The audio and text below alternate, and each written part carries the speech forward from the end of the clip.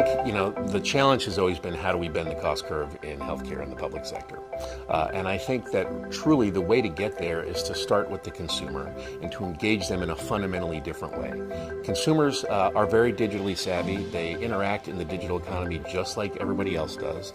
That means that they are a great partner with state agencies and with the rest of the ecosystem in empowering themselves and achieving better health. So I think that's the way we're going to start to bend the cost curve. Then we can get to the outcomes discussion. Certainly there are challenges on the system side around how do we figure out how to actually pay for outcomes. But even if we come up with the best, well-conceived structures in the world, if consumers are not at the center of it and active participants, we're never really going to get to the place where we're paying for outcomes.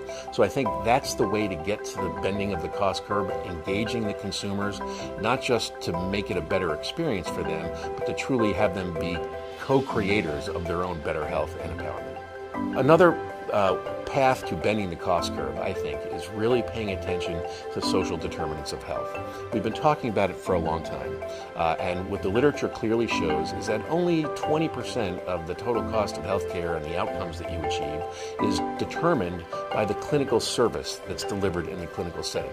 80% of the outcome is determined by the social factors that the individual lives within, their own behaviors, and the environment and how it acts on health.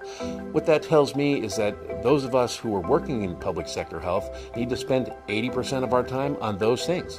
I think we typically tend to spend more than 20% of our time on issues around how service is delivered, how it's paid for, the administrative tasks of putting a person in touch with a service provider.